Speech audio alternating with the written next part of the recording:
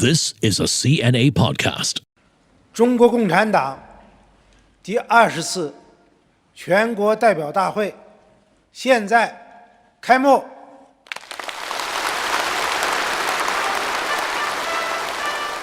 You don't need to see it to feel it. The cavernous Great Hall of the People in Beijing could barely contain the rapturous reception for President Xi Jinping and other officials as the 20th Party Congress got underway. More than 2,300 hand-picked delegates applauded with zeal as China's most powerful assembled. Overhead, a galaxy of stars, and in the center, a large illuminated red one, symbolizing the party. The week-long Congress culminated in this.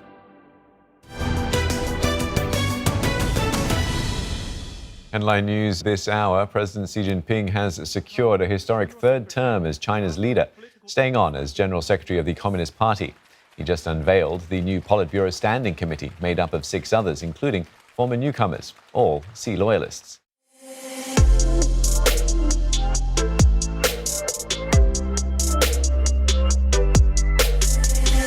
Hello and welcome to CNA Correspondent. I'm your host, Teresa Tang.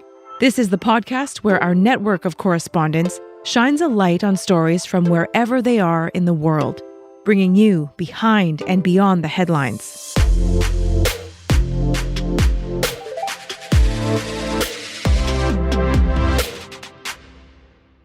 On today's edition, we speak to Beijing Correspondent Olivia Siong, who had a front row seat to history. Olivia joins me now. Hi, Olivia. Thanks for coming in. Thanks, Teresa. The Chinese Communist Party Congress takes place only twice a decade. It's the culmination of months of deal-making, and it reveals a lot about where the country's headed. This year, though, it was different, with COVID protocols in place.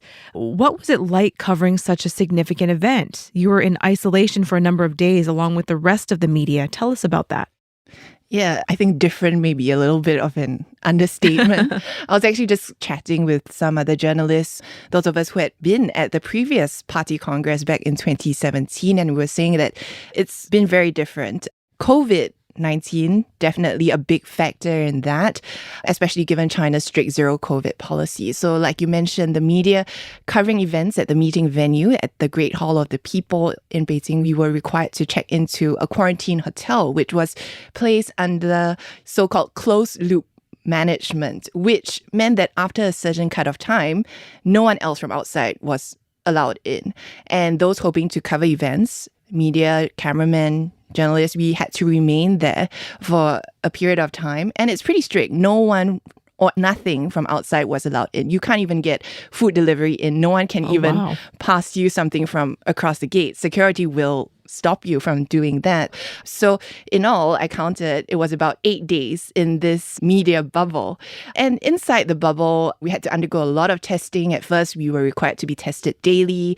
But towards the last few days, as we neared the closing of the Congress, and as there had been a flare-up of cases in Beijing, at one point we were doing 2 COVID-19 tests, and these are PCR tests a day.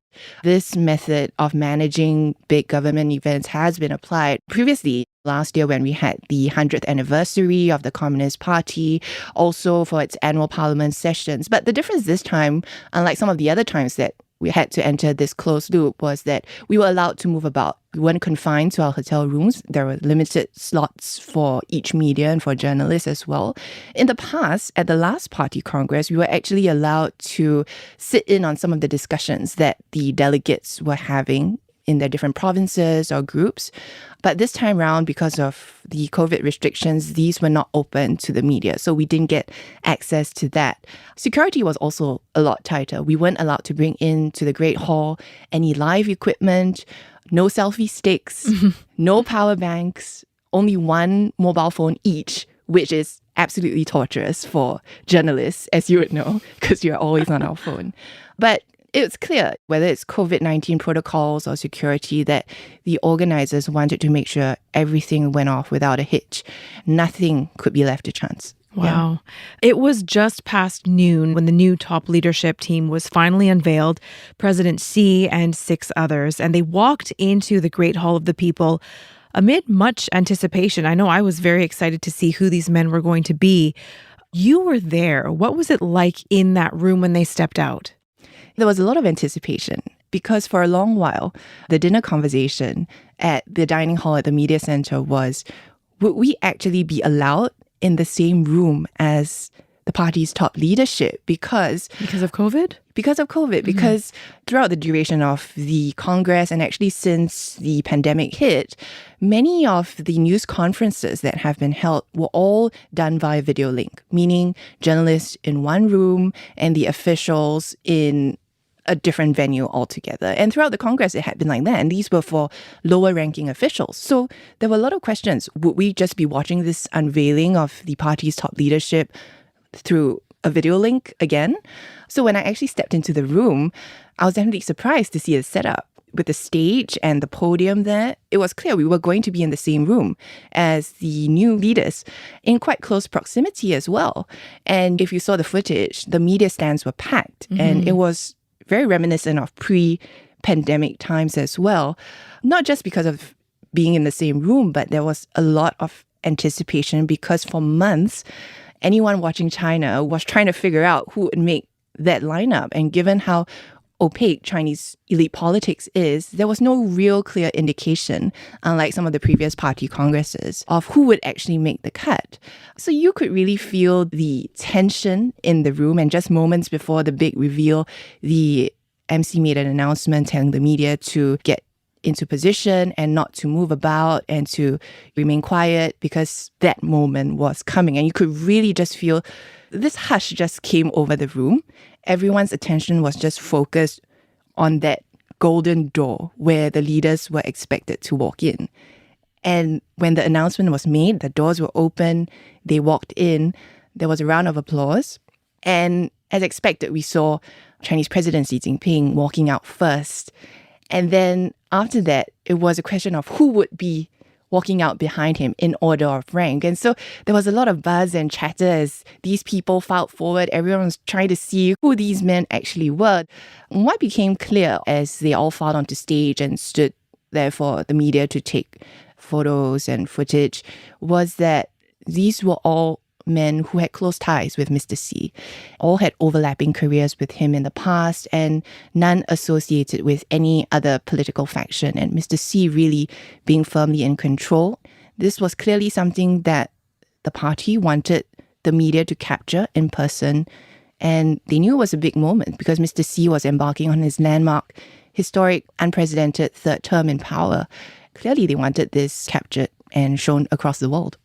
Let's talk about the enormity of the person that is Xi Jinping. You've lived in China for 4 years, Olivia, as correspondent. How large does the specter of Xi Jinping loom over Chinese people? Does reverence for the Communist Party and Mr. Xi permeate everyday life? Yeah, that's a tough question to answer. But there's the official narrative, and then there are the regular Chinese who also have varied views about Mr. Xi. And if we were to talk about the official narrative after the Congress ended and Mr. Xi was confirmed for his unprecedented third term, if you watched state TV, CCTV, you would have seen delegates clapping very enthusiastically, cheering for Mr. Xi. In the newspapers and circulating on Twitter, there were those who observed that many, if not most, of the provincial newspapers all had the same front page layout announcing Mr. Xi's re-election, that same portrait of Mr. Xi with the same photo of the new Politburo Standing Committee, the new leadership lineup. And during news conferences, there was really effusive praise for Mr. Xi, which some analysts I spoke to said they felt was on a level they had never seen before. One official of the party's policy research office at a news conference I attended, I remember, he said that Mr. Xi was, quote, the outstanding figure of our era and the people's leader. So in the media, there's been very careful portrayal of Mr. Xi. Just knowing his background, he's known as a princeling, being the son of Xi Zhongxun, who was once a vice premier and considered one of the founding revolutionaries of the Communist Party alongside Mao. A lot of emphasis has been placed on how Mr. Xi is a man who understands the regular people. In the last couple of years, we have visited various places, whether it's Sichuan province or Tibet, and these were on government-invited tours. They wanted to let the media see the progress they've made in rehoming people from remote villages to new buildings and apartments and creating new industries. And one of the things that we had noticed was how in the new homes built for villagers, there was always a picture of Mr. Xi hanging in the living room. Mm-hmm. I remember we asked them, was this something you hung up yourself? Many of them said yes. But there's also the flip side, right? Mr. Xi's critics note how he has cracked down on dissent since coming into power, how he's used the anti-corruption campaign to go after his political rivals. And Mr. Xi has said this anti-corruption campaign will go on. There's also been questions about China's human rights record. We know those accusations of crimes against humanity made by the United Nations in a report on Muslim minority Uyghurs in Xinjiang, which China firmly denies. So there are a lot of views about Mr. Xi, but trying to get a real sense of it is quite a challenge because of the political climate in China. And regardless of your opinion of him, he has been dubbed the world's most powerful man, something we're going to unpack a little later in the program. Stay with us. Up next on CNA Correspondent, more with Olivia Siong. We unpack what this unprecedented third term in office means, and also why observers say having no counterbalance to President Xi's authority could spell trouble for China.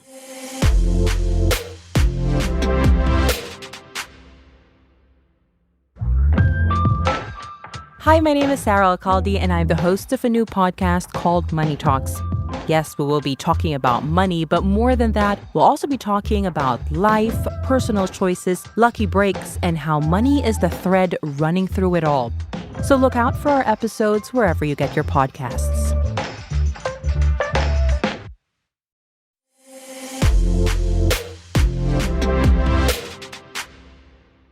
Our top story tonight, we begin in China, where the country's parliament has voted to abolish presidential term limits. The move paves the way for President Xi Jinping to rule for life. 2018 was a turning point. That was the year changes were made to the Constitution that removed the two-term limit on the presidency. In other words, that opened the door for Xi Jinping to remain in power for life. He now controls the Central Secretariat, military, state council, police, and security apparatus. The country, indeed the world, has not seen this in decades. So, Olivia, what does it mean if Xi controls all of these levers of power? Well, he's known as the most powerful Chinese leader since Mao Zedong, now that he's secured his landmark third term at the helm.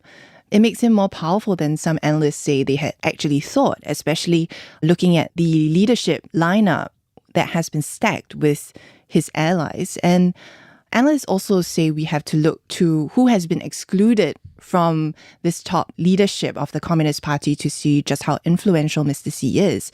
Mr. Xi, we know, is still the head of the Communist Party, head of the Central Military Commission, and in March, he will more than likely also get his third top post as President of China when the country holds its annual legislative sessions. 2018, you mentioned, when the presidential term limits were abolished, that may have been a key moment, but really the groundwork for that had been laid from the time that Mr. Xi came to power in 2012. He made a series of moves to amass more influence, earning him the title of chairman of everything, as he put himself in charge of the military, economy, propaganda, also exerting the party's control over more areas of society, from education to religion. In 2016, Mr. Xi was given the title of co-leader of the party. That had only been a term used for Mao Zedong, Deng Xiaoping, and Jiang Zemin. And at the last party congress in 2017, we saw there was no successor to Mr. Xi named, as is typically done after a leader finishes his first term. And then in 2018, we had the abolishing of presidential term limits. So really, the groundwork had been laid for this very moment right from the start of Mr. Xi's term in office. And last year, we saw a historical resolution being passed, which really showed that Mr. Xi had the backing of the party and made him on par with Mao and Deng, because this had only ever been done twice in the party's history. One surprise was Li Qiang's rise to become the next premier, but he is a Xi loyalist. Some say he has inexperience, and that is a cause for concern. What's the danger of President Xi being surrounded by yes men? That's something we are all interested to find out. And I think that's something only time will tell. Li Qiang walking out behind Mr. Xi and being ranked number 2 in the party now was a small surprise, but also not really a surprise. Some observers had predicted he could make the cut as the next Chinese premier. He does have the credentials. He's the party chief of Shanghai, which is a huge financial hub, cosmopolitan city. Throughout history, Shanghai has been a breeding ground for top leaders, including Mr. Xi himself. He spent a period of time there. And former premier Zhu Rongji, he's the only one who's likely to become premier without having experience being vice premier before. And that's since Zhou Enlai, who was the country's first premier. So also given the mishandling of the Shanghai lockdown for 2 months where Mr. Li received a lot of flack from residents, people thought that this would affect his political ambitions and his chances, but it clearly did not. Opposing views to Mr. Xi. On the one hand, observers are expecting Mr. Xi to be able to push forward his vision and his agenda much more quickly. And that's good, right, if the right policies are put in place. But the question is, what if there are misguided policies? Then that could pose a problem. Olivia, we can't talk about the China Party Congress without talking about what happened with Hu Jintao. The former president, we all saw, he was seated next to President Xi Jinping. He was suddenly flanked by stewards who coaxed him to leave and then eventually did usher him out. A lot of talk around what this scene meant, given that it's such a highly scripted event imbued with meaning at every turn. You were there, you saw this all unfold, and our colleague, cameraman Emil, he managed to capture some exclusive footage. Tell us what happened. Yeah, this was really an unexpected moment that I think no one saw coming and still continues to be talked about today.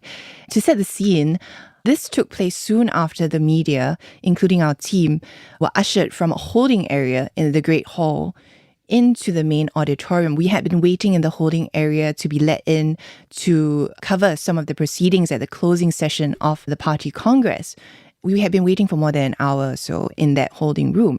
So when we entered the auditorium, what we saw was all the leaders were seated already in their positions. It was very quiet. Delegates were very still. No one was moving. Amidst that stillness, there was movement where Hu Jintao was. He was front row and center on the stage.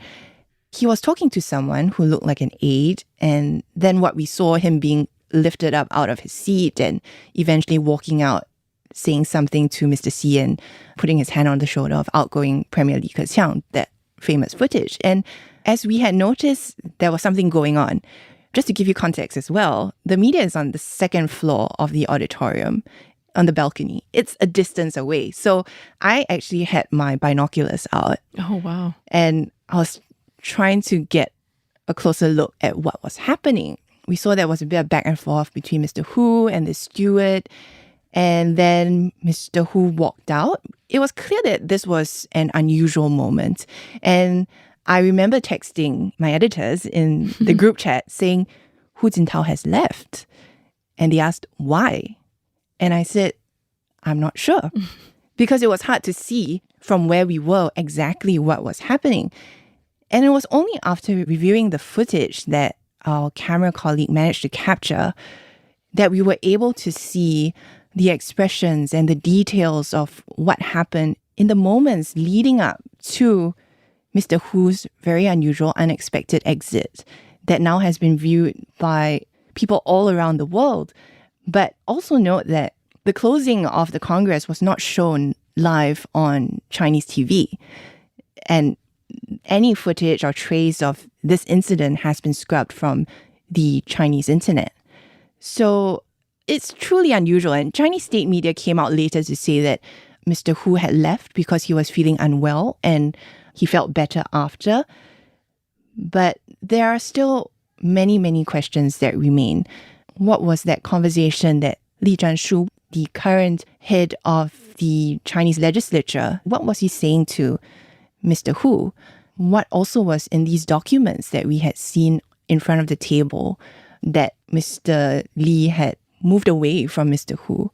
And we also saw Mr. Xi giving instructions to a staff member. What exactly was said? All these things we may not ever get the answer to, given the very opaque nature of Chinese politics. An absolutely unscripted moment, so it seems. And just listening to you talk about it now, I'm so riveted. I've seen the footage so many times. I've talked to so many people about their theories. Some have actually accused the West of generating unfounded tension because, as you say, perhaps Hu was just not feeling well. But going back to that footage that our colleague captured, CNA didn't release it for a couple of days. When did you discover that that was actually recorded? This incident took place on Saturday, and in the evening, my colleague and I, we were rushing our news story for that evening's bulletin, and it included this incident with Mr. Hu. So we included the footage of Mr. Hu being lifted up from his chair and exiting the hall, and we tried to keep it as unedited as possible so that viewers would be able to see everything that went on. In the busyness of the party congress, we just had full days of news coverage. And so it was the day after the unveiling of the party's top leadership, I had some time to sit down and review all the footage that we had, because we do need to archive this footage and make sure that they are properly kept. And that was when another colleague and I discovered that there was this portion of the footage which we had not seen before. When I saw the footage of the moments leading up to Mr. Hu's exit, I was in disbelief.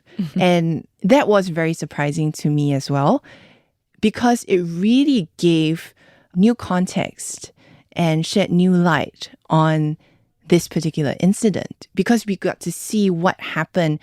And when I saw the footage, I was very surprised and thought to myself, this is very important key footage.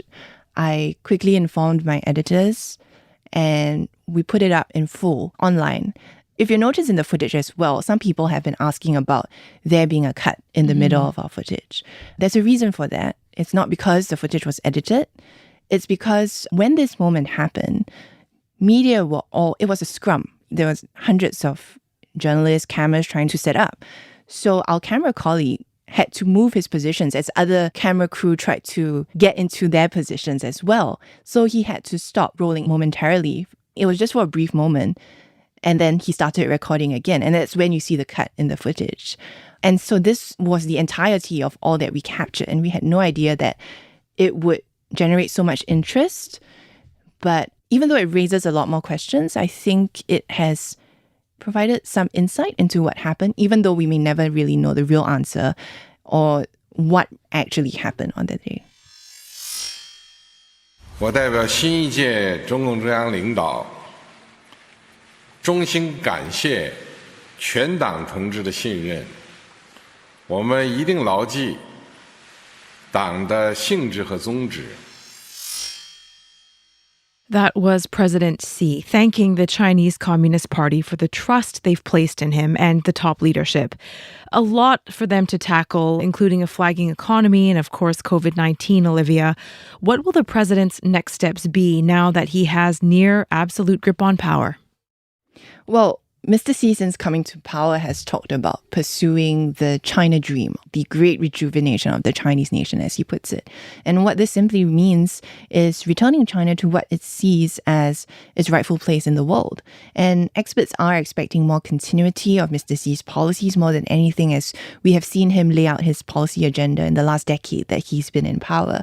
Although he will have to find the answers to some of China's very pressing challenges, top of which I think most people would say it's its economy. China is expected to miss its economic growth target for this year of about 5.5%. Mr. Xi has been increasingly emphasizing this new development model, which is focused a lot more on high-quality growth rather than high-speed growth, perhaps laying the groundwork for China to have slower GDP growth in the coming years.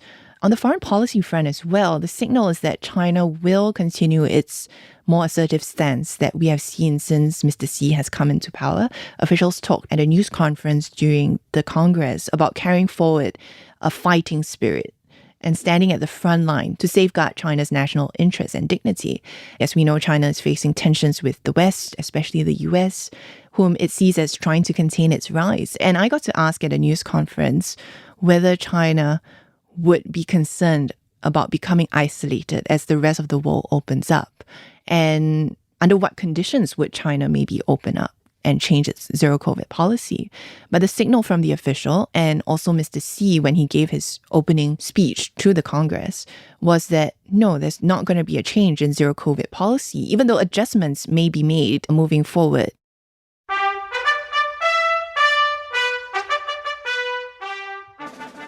What you just heard was the Chinese national anthem. And when I lived in Beijing for 2 years, I lived across from a primary school and heard this tune come through my window every morning.